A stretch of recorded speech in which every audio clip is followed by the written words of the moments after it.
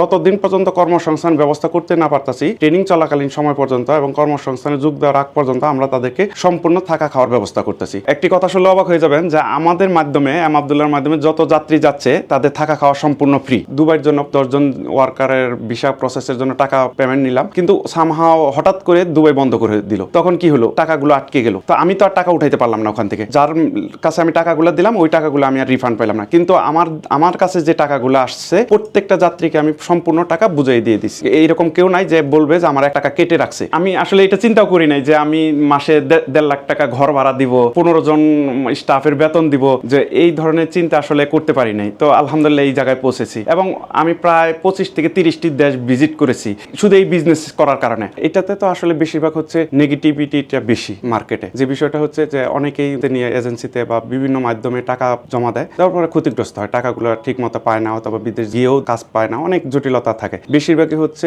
নিম্ন মধ্যবিত্ত শ্রেণী। তারা বেশিরভাগই টাকা পয়সা খুব কষ্ট করে অর্জন করে, বিভিন্নভাবে লোন করে, বাড়ি বন্ধক, জমি ব্যবসা, গহনা বিক্রি করে, তারপর গরু ছাগল বিক্রি করে, এইভাবে তারা ক্যাশ জমা দেয়, দেন তারপর বিদেশ যাচ্ছে। কিন্তু বেশিরভাগ ক্ষেত্রে কি হয়, যদি ভালো এজেন্সি না পায় তাহলে সেক্ষেত্রে ক্ষতিগ্রস্ত হচ্ছে। যাওয়ার আগে অনেক সময় দেখা যায় সে টাকা দিয়েও টাকা ফেরত পাচ্ছে না। তো আমি সেই দিক থেকে চিন্তা করলাম যদি আমার মাধ্যমে অন্তত 10 জন লোকও যায়, 10 জন লোকও যাতে বিপদ মুক্ত থাকে। টাকা দিয়েছে এজেন্সিতে, তারপর আর সে বিদেশ পাঠায় নাই, কিন্তু সে টাকা উঠাইতে পারতেছে না। আমাদের আশেপাশে অনেকেই আছে টাকা নিয়ে অফিসও উদাও হয়ে যায়, অফিসও থাকে না। তো যে টাকা নেয় সে চলে যায়, দেশের বাইরেও চলে যায়, বা দেশে থেকেও দেখা যাচ্ছে তারা পলাই আছে, টাকা পয়সা দেয় না। আবার বিদেশ পাঠানোর পরেও দেখা যায় ওখানে সঠিক ওয়েতে পাঠা নাই, কর্মসংস্থান ব্যবস্থা করতে পারতেছে না, লোকগুলো ক্ষতিগ্রস্ত হচ্ছে।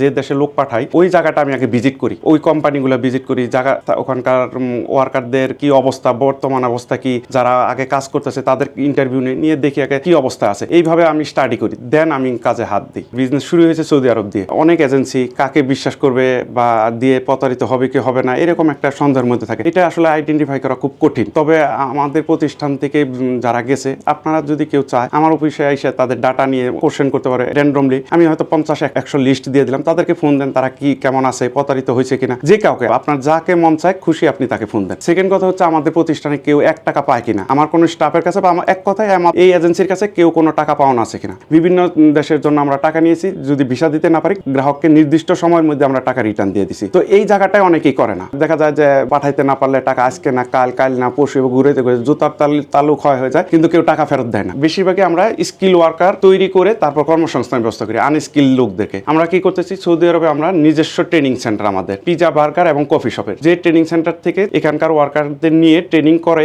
তারপর আমরা কাজের ব্যবস্থা করতেছি। এবং আমরা এখানে কর্মসংস্থান দেওয়ার আগ পর্যন্ত আমাদের ট্রেনিং সেন্টারে তারা ট্রেনিং সম্পন্ন করে ততদিন তার থাকা খবরই। যখনই কর্মসংস্থানে দিয়ে দেয় তখন সে ওই কফিল বা মালিকের আন্ডারে চলে যায়। পাসপোর্ট টিকিট বুঝে নেওয়ার পরে তারা আর প্রতিষ্ঠানের সাথে কোনো রকম যোগাযোগ করতে পারে না, বা যার মাধ্যমে যে তাকেও খুঁজে পায় না, ফোন দিলে পায় না। আর আমাদের এখানে সৌদি আরব একটা টিম আছে, আমাদের অফিসের আব্দুল্লাহর, এবং বাংলাদেশের টিম আছে। 24 আওয়ার, সপ্তাহে 7 দিন 24 ঘন্টা এনি টাইম ফোন দিলে আমাদেরকে পাবে। আমার কিছু ব্যাড এক্সপিরিয়েন্স আছে, যারা স্কিল না তাদেরকে কর্মসংস্থান দেওয়ার পরে ঠিক মতো হয়তো স্যালারি পাচ্ছে না, সৌদি আরব আকামা করে নেয় না, এরকম কিছু জটিলতা পাইছি আমরা। এই এক্সপিরিয়েন্স থেকে তখন চেষ্টা করলাম কিভাবে একজন ওয়ার্কারকে আমরা স্কিল করে কাজের ব্যবস্থা করতে পারি। দেন আমি যখন সার্ভে শুরু করলাম, কফি শপের একটা ডিমান্ড আছে ওখানে, একজন ওয়ার্কার কিভাবে কফি বানাইতে পারবে এবং কতগুলো কফি চাহিদাগুলো আছে ওখানে, তার একটা লিস্ট করলাম। লিস্ট করে আমরা ট্রেনার ঠিক করলাম, কফি শপের ট্রেনিং সেট আপ করলাম। দেন এখানে যাওয়ার পরে আমরা ট্রেনিংটা করে এবং বেসিক আরবি শিক্ষাটা দিয়ে ওয়ার্কারদেরকে কাজে দেওয়া শুরু করলাম। তখন দেখলাম যে ইজিলি তারা কাজ পাচ্ছে এবং বেতন পাচ্ছে। তারা তো মনে করে যে ওখানে সৌদি আরবে যাওয়ার পরে আমার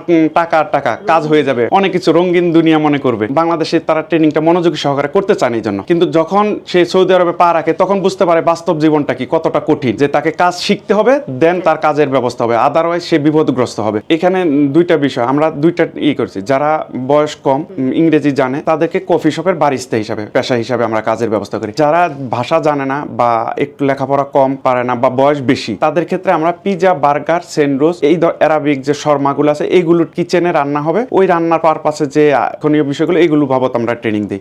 লাস্ট ইয়ারে 2025 সালে প্রচুর ওয়ার্কার আছে যারা দেশের বাইরে যেতে চাচ্ছে কাজের জন্য এবং প্রতিনিয়ত যাওয়ার জন্য তারা মুখিয়ে আছে, একদম উদ্গ্রীব হয়ে আছে, কিন্তু তারা যেতে পারতেছে না। তখন কি হচ্ছে, যে দেশটা ওপেন ওই দেশের উপর চাপ পড়তেছে, ওখানে ওয়ার্কার দরকার আপনার 1 লাখ, পাঠাচ্ছেন 5 লাখ। আলটিমেটলি ওই জায়গাটায় যারা যাচ্ছে ম্যাক্সিমামই ক্ষতিগ্রস্ত হচ্ছে। তো এই জায়গা থেকে বের হওয়ার একটাই উপায় যে আমাদের নতুন ডেস্টিনেশন খুঁজে বের করতে হবে, গভর্নমেন্ট থেকে এই পলিসিটা বের করতে হবে, আদারওয়াইজ বাংলাদেশের মানুষ ক্ষতিগ্রস্ত হবে। এই যে কর্মীগুলো ভালো থাকলে, ওয়ার্কাররা যদি সুন্দর মতো কাজ করে, ওই মালিকগুলো কিন্তু আমার কাছে আবার পুনরায় কাজ চাচ্ছে যে তোমরা লোক দাও যারা বাইরে যেতে চাচ্ছেন। সবার কাছে আমাদের প্রতিষ্ঠানের পক্ষ থেকে এবং বাংলাদেশের পক্ষ থেকে অনুরোধ থাকবে, আপনারা যাওয়ার পর ওই দেশের আইন কানুন এবং যে মালিকের আন্ডারে কাজ করেন তার কিছু নীতিমালা আছে, আপনারা ওইগুলো সঠিকভাবে মেনে চলবেন। তাতে বাংলাদেশের সুনাম অর্জন হবে এবং বাংলাদেশ থেকে বেশি বেশি ওয়ার্কার দেশের বাইরে তারা ডিমান্ড করবে। সিলেটে একটা ঘটনা বলি যে সে হয়তো বাড়ি বন্ধক রেখেই সৌদি আরবে গেছিল, তার কোনো থাকার জায়গাও ছিল না। এখন সে বিল্ডিং করেছে বাড়িতে এবং বিল্ডিং করেছে, ছবি আমাকে প্রেরণ করছে যে স্যার আমি তো আপনার মাধ্যমে এসে এখন আমি বাড়িতে বিল্ডিং করছি। আমার এখানে এমনও লোক আসছে যে